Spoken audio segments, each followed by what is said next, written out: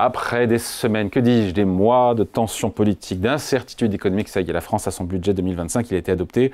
Et si le gouvernement Bayrou, on s'en souvient, est promis qu'il n'y aurait pas de hausse d'impôts pour les Français, pour les ménages, une lecture un peu plus fine, un peu plus attentive du texte, vous allez voir, laisse quand même entrevoir une réalité qui est un peu différente. Pas de grands bouleversements fiscaux évidemment, mais en pratique des ajustements bien ciblés qui vont venir alourdir la facture de certains contribuables. Bonjour Jérôme. Bonjour David. Maître Jérôme Barré, avocat associé au sein du cabinet Yards. Bon, on va commencer par un truc qui aurait embêté les auto-entrepreneurs et finalement, il était question, c'est ce qu'on appelle la TVA sur les auto-entrepreneurs qui sont... C'était au-delà de 80... Alors, vous vous souvenez qu'il y avait un... Ça devait être moins favorable et finalement, il y a eu machine arrière il y a quelques heures. Aujourd'hui, on a un seuil d'exonération de la TVA, c'est-à-dire jusqu'à un chiffre d'affaires de 37 500, pas de TVA. Ouais. Pas de déclaration de TVA, pas de formalisme administratif, pas de TVA. Là, on voulait rabaisser le seuil à 25 000 €. Donc une différence importante. Vous vous souvenez que la jeunesse de ce document, c'était pour partie d'éviter le travail au noir. Ça c'est clair, de permettre à des jeunes entrepreneurs de se découvrir entrepreneurs, ça c'était bien, donc le cap fiscal était annoncé. Si on rediminue le seuil, on va avoir à nouveau du travail au noir, et puis finalement c'est un mauvais message pour des jeunes, on a pensé notamment aux jeunes des banlieues, hein, on a vu les taxis, etc. qui se sont lancés dans ce sujet-là. Eh bien si on faisait ça, donc aujourd'hui c'est suspendu. Rétropédalage. Rétropédalage, c'est pour l'instant suspendu. Donc pas de collecte de TVA pour les autres entrepreneurs voilà, jusqu'à 37 500. 37 500, ouais, pour l'instant c'est suspendu, ça veut dire que le système fonctionne comme à présent. On n'a pas de changement. Voilà. On va voir ce qui va être dit un peu plus tard. Augmentation de taxes rapidement sur les billets d'avion. Quelles conséquences ? La taxe, elle est justifiée par l'écologie. Si vous faites payer, il y aura moins de gens qui prendront l'avion. Ça, c'est pas tout à fait vrai, mais enfin, c'est le motif qui est annoncé. L'idée, c'est d'avoir 1 milliard d'euros de recettes annuelles, et c'est de faire passer une taxe qui est aujourd'hui à 2,63 € pour les vols économiques, pour les faire passer à 7,30 €. Alors, vous allez me dire, c'est beaucoup, c'est 3 fois le prix, sauf que ça avait été annoncé à 9,50 €, donc c'est moins cher qu'eux, donc on peut se dire que c'est un peu moins mal. Répercussion importante, un coût accru, évidemment, les compagnies aériennes, elles vont, ce coût qu'elles vont devoir payer, elles vont le formulé sur les voyageurs. Donc ceux qui vont en prendre le plus, si je puis dire, et qui vont en avoir le plus pour leur argent, c'est les chefs d'entreprise et c'est les voyageurs réguliers. C'est ça qui va encore... c'est une espèce de TVA ciblée, si vous voulez. On peut la voir comme ça. On en reparlera après tout à l'heure de cette TVA ciblée. Malus automobile qui est durci, encore plus sévère. Alors, il est sévère, on veut supprimer, alors je ne dirais pas qu'il n'y a pas aussi non plus un combat là-dessus, on veut supprimer, toujours pour des raisons écologiques, on veut supprimer les grosses voitures. Donc là, on parle des voitures de tourisme, mais comment ça se passe pour les livreurs, pour les camions, c'est quand même assez compliqué. Et il y a des choses qu'on ne peut pas, si on transporte 30 tonnes, on ne va pas faire ça avec une Twingo.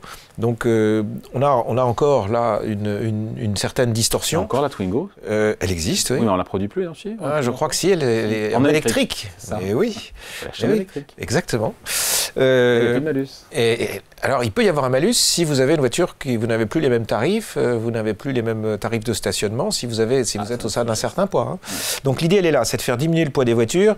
En fait, raisonnablement, et on peut le comprendre, ce qu'on ne veut pas, c'est que quelqu'un se promène tout seul avec une voiture qui fasse 18 tonnes. C'est pas la même chose que le livreur dont on parlait tout à l'heure.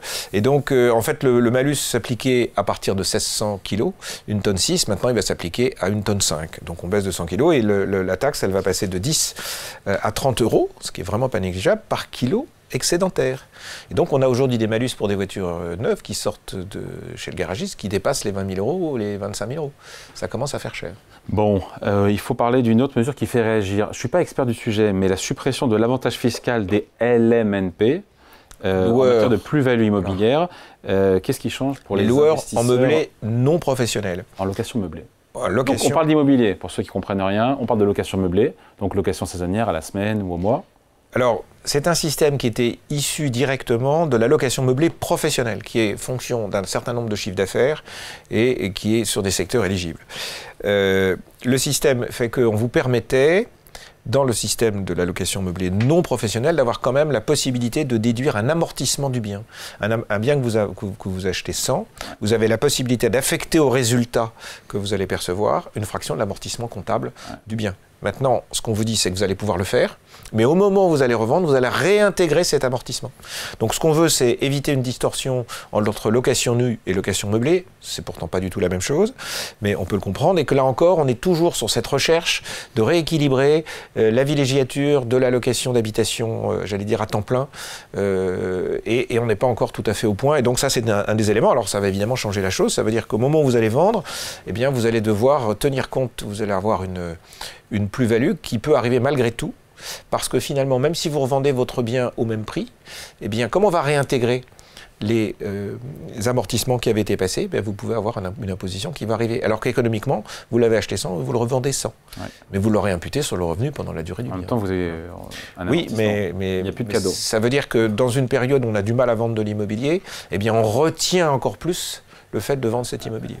Alors, autre taxe qui fait un petit peu grincer des dents, la hausse de la taxe soda. Pourquoi cette taxe comportementale, elle est à nouveau alourdie? Rien à voir avec la série Soda, vous savez. Voilà.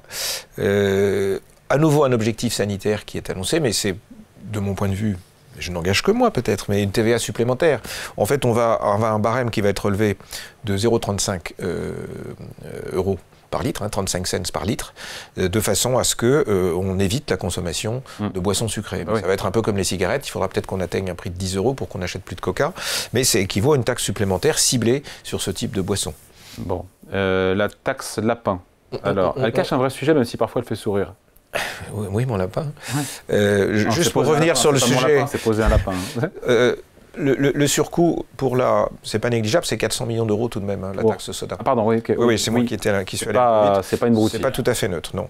Alors, la taxe lapin, vous savez, on ne sait pas très bien comment la mettre en œuvre, mais c'est éviter que, dans un phénomène assez moderne et peut-être assez urbain, on prend un rendez-vous chez son médecin, puis on n'y va pas. Ouais. Et on ne prévient pas. Et donc, on ne prévient pas non plus. Parce qu'on peut prévenir sur Doctolib notamment. C'est toujours mieux. Et donc, ça ne se fait pas, c'est, j'allais dire, très parisien, moi qui suis provincial. Donc c'est assez flou, mais l'idée c'est que maintenant, quand on prendra un ticket pour venir chez son médecin, et ben ce ticket, on le paiera et on le perdra au moment où on arrivera chez le médecin, si on ne va pas chez le médecin, justement. Alors, du côté des droits de mutation et de l'immobilier, ça bouge et c'est pas dans le bon sens. Alors encore un sujet qui fâche, on a du mal aujourd'hui à vendre de l'immobilier, on a toujours cette plus-value qui s'éteint simplement, plus-value et CSG, CRDS qui s'éteignent uniquement au-delà de 30 ans. Donc c'est pas un bon cycle pour vendre, les gens attendent. Et alors là, on nous dit encore que pour acheter, il faudra payer 0,5, on en avait parlé dans une émission antérieure. Le prix, c'est 7 à 8% du prix du bien, ce qui n'est pas négligeable, ce qui demande des liquidités, c'est fini, on vous donne plus... Enfin, les banques aujourd'hui versent moins d'argent vous prêtent moins d'argent pour ça. Donc c'est une hausse potentielle de 0,5 points. Bercy estime que c'est 800 millions d'euros. Pour les départements. Pour les départements, mais ça fera moins de transactions. Donc est-ce qu'on aura vraiment les 800 millions? Il y a beaucoup de mesures qu'il faut regarder, dont on ne sait pas ce qu'elles vont effectivement donner. Oui. Dernier mot sur la contribution différentielle sur le revenu, la CDHR qui fait son retour. On dit quoi aux contribuables qui sont concernés? Eh bien, c'est qu'on veut un taux d'imposition de 20% minimum pour les revenus supérieurs à 250 000 euros si on est célibataire ou à 500 000 euros pour un couple. Ça choque pas, non? C'est rien de choquant sur le principe. Ça choque pas. Ça choque pas. Ça veut dire qu'en fait, vous avez... Là où ça peut choquer, c'est lorsque vous êtes un retraité et que vous avez votre petit bas de laine. Alors évidemment, si vous avez un revenu supérieur à 250 000, de toute façon, vous allez toucher les 200. C'est là encore, la mesure est forte, mais elle va surtout affecter les personnes dont le rapport entre le revenu de l'épargne est plus favorable au revenu de l'épargne qu'au revenu du travail. Si vous avez un revenu du travail, vous serez moins taxé, vous ne rentrerez peut-être pas dans cette taxe à 20%, de 20%. Si vous avez moins de revenus du travail, donc si vous êtes retraité et que vous avez un gros revenu d'épargne, vous allez rentrer dans ce schéma-là. Donc là encore, c'est une population, c'est pas la population active qui reste d'être taxée, c'est plutôt la population passive qui est salariée. Donc c'est un peu... ça peut ne pas plaire. Conclusion sur ce budget 2025, pour vous, il y a un gros décalage entre les promesses de stabilité fiscale et la réalité du texte tel qu'il a été adopté. Alors, une des réalités, c'est que, d'ailleurs les chefs d'entreprise s'étaient exprimés sur le sujet, c'est qu'il fallait d'abord qu'on pense à des diminutions de charges et voir comment on pouvait faire des économies. Là, aujourd'hui, on augmente ses recettes, mais là, on a des problèmes de ratio avec l'Europe.